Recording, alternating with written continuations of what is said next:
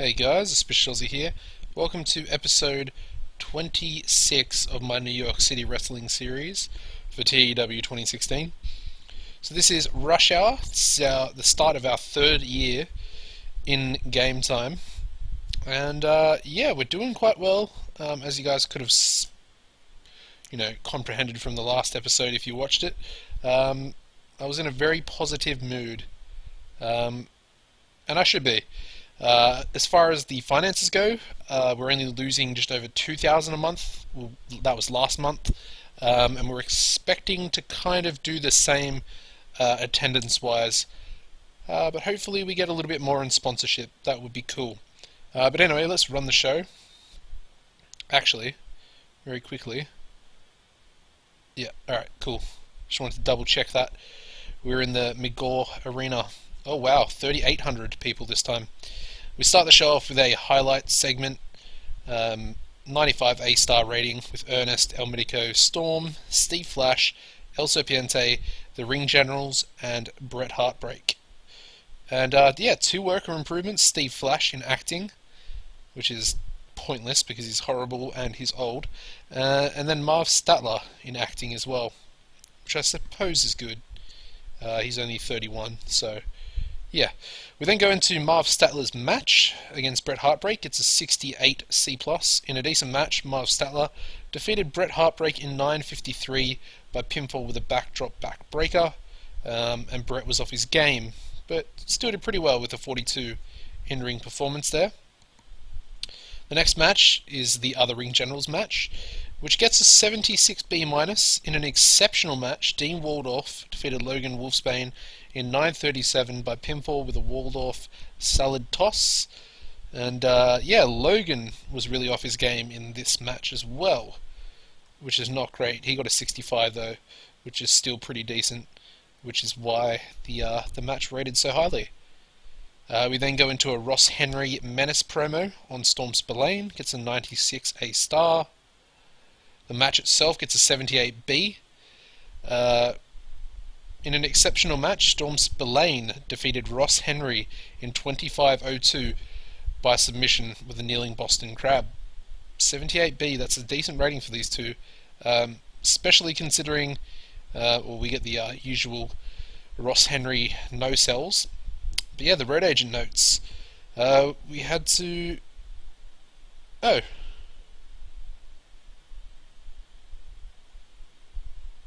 That's weird. He was only kept strong, but I'm sure that I protected him as well. That's weird. That's really weird. Lack of selling, booking decisions. Inconsistency, struggling with the slow build. Poor psychology, poor selling as well. Yeah, right, okay. Fair enough. Still, 78B, happy with that. The next match gets a 43D. In a poor match, Born to Riot, the Forgotten Men, defeated Free Entertainment in 10:07 when Jeff Bourne defeated Gary the Entertainer by pinfall with a Born Again. Of course, if you guys watched the previous episode, I meddled with these two guys, and they came out with a strong friendship, so that's pretty cool. They don't have any type of chemistry together, but I decided to call them Free Entertainment. And just they're going to be our resident jobber tag team, just to get some experience, and hopefully their stats will go up as a result. But a pretty decent name, I think. Free Entertainment. You got Freedom Eagle and Gary the Entertainer, so it's a nice little play on their names, I think. But it's good stuff. Gary the Entertainer improves in performance skills. That was also the cooldown match. Good stuff. Wow. We then go into an El Medico promo. Of course, he is versing El Serpiente tonight. Gets a 95 A-star. And yeah, that's really good. No worker improvements though.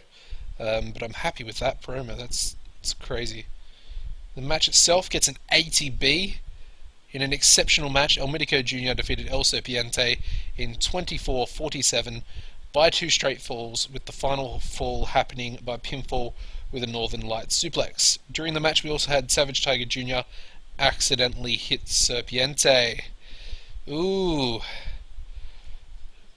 So, we had an accidental interference there on El Serpiente. And well, in story terms, they're supposed to be aligned, the two heels against El Medico and Marsh Stranger. So interesting, nice little development there.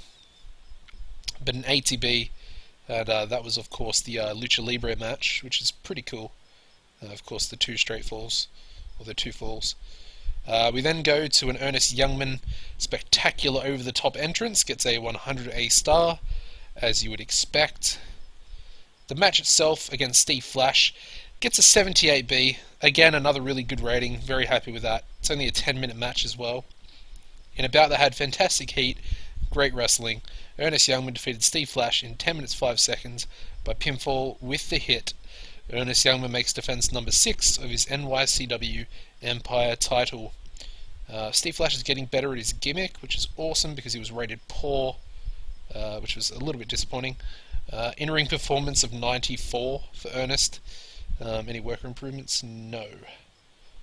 Okay, but that wasn't the main event. We're going with another angle. It's a 10-minute angle, and it's the maximum the promo can actually have. But I'm hoping that it does do what it's supposed to do. Okay, he gets a 98 A-star. I kind of was expecting 100, but that's all good. So Ernest, to end the event, Ernest cuts a promo on Steve Flash once again, and he basically just says, "That's it, Steve.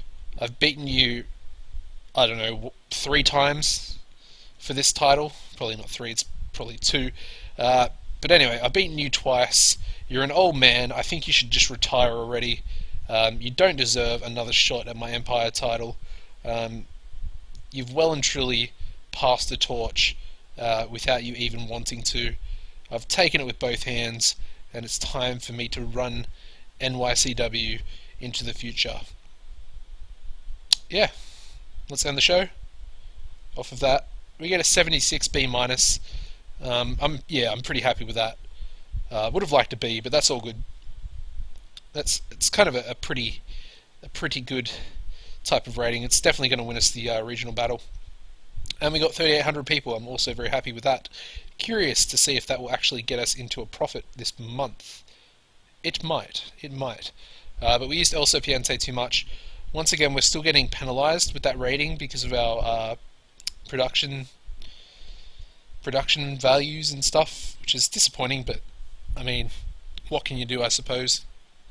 So I think we've got to go El Medico and El Serpiente, to be honest. Who else? I mean, we kind of have to do Ernest. I mean, you can't go past him, to be honest. Whoops. Yeah, so I think we'll give all these guys hugs. I mean, all 3 of them are just really, really good workers. El Serpiente might actually get a push fairly soon, although I'm always slightly worried about him because he does have decent overness in Mexico and south of the border. Pretty much at any point they want can just come in for him, and I think they probably will if I decide to push him, a little bit harder. So yeah, the head booker position for Burning Hammer's now available. That would be a very, very cool job to run. I'd love to maybe... Oh wow, Kyle Rhodes has been removed as CEO of TCW. They're doing quite badly. As you can see, they're cult, and they've lost a lot of their top stars. Yeah, it must be the Northwest there. Dropped them down. Yeah, but they lost a lot of stars. Like, you look at their roster, it's pretty bad. They've got it's just basically all the old guys, to be honest. All the good young guys have gone, like Joshua, what's his name? I think Wolf Hawkins is probably the only real good guy they've got left. Just looking at this really quickly. Daryl Devine's alright. I don't mind Daryl. Yeah, but pretty much everyone on this roster is like over 30 years old. Big fan of Mark Speed. Yeah, that's pretty crazy. Not gonna lie, Human Arsenal, is he old? Holy shit, he's old. Okay, Jimmy Fox is old. Oh, he's not that bad. Don't know why I thought he was a little bit older than he is. Ed Stone. It's another fairly young guy considering the rest of that roster. But yeah, like I said, I'd love to, maybe not Burning Hammer, but just one of the decent companies in Japan. I'd love to try and book them in like a similar way to New Japan in real life. But yeah, I don't know how that would go. I don't think I'm really experienced enough for that. But anyway, let's have. Oh, I think we might make a profit. I think we might. Okay, so we're still 36 importance and 38 popularity. With 40 prestige though as a company, with 84 momentum, which is decent. I'm happy with that. It's consistently gone up, which I mean, it can only really bring good things, I suppose. Let's have a little look at the roster. I want to check Ross. Check Ross's popularity. Ooh, it doesn't actually. Okay, it went down 1 point. But let's check Storm Spillane out. Storm popularity. Oh yeah, 81B. That's up 8 points. I don't know. I feel like I should maybe turn the Cobra's face because I had planned on doing that, and then we could have Storm maybe feud with Ernest. Although I do believe El Medico, he's still only an upper mid unless he's gone up higher, which he probably could have. Nope, he's still upper mid. His popularity is decent, B minus. It's good. It's up 2 points. What about what's his name? El Serpiente. C minus, which is up. Is he up? He's up 10 points, and he lost. You just gotta love that when that happens. Who else had a decent match? Let's just check the ring generals really quickly. 69C plus. That's up only 1 point, but that's all good. Who else? Marv, who's 32 now actually. He's on 65, which is up 1 point as well. And finally, let's check Bret Heartbreak. 29, yeah, it's okay, it's up 4 points. Not too bad. Okay. Yeah, I don't really know what else to go through. We'll have a little recap of the storylines. As you can see, this one, still the Empire building. I haven't really changed the title of it, seeing as it is the Empire title. Yeah, we should probably take Ernest out of there, although I'm pretty sure his momentum, yeah, major positive already. So, Badass, still rated poor. Should probably give him a new gimmick. He might do a little better, if that's even possible. Yeah, Dean's at Fantastic as well. Storm's at Fantastic. Pretty crazy. Okay, yeah, that was probably a bit of a silly idea. But I think as far as Jeff and the New York Doll go, we might actually use this storyline and push Freedom Eagle and Gary the Entertainer and just take as much popularity off these two guys as we can before we release them. Because I do really want to bring the Midnight Prowler in, and maybe that other guy that I was contemplating. I forget what his name is. And yeah, my TEW's kind of frozen again here. I hate it when it does this. Okay, I think it might have legit frozen. No, there we go. Just takes a little while. I just have no idea what that happens, but oh well. So yeah, creative meaning is probably going to freeze again.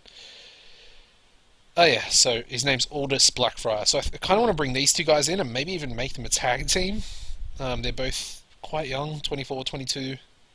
I would eventually like to give Prowler a singles push, potentially becoming the champion. But I think they could be a decent tag team. Might even call them like the Ministry of Darkness to rip off an Undertaker type team, I suppose. But but they're both quite dark characters, which is cool.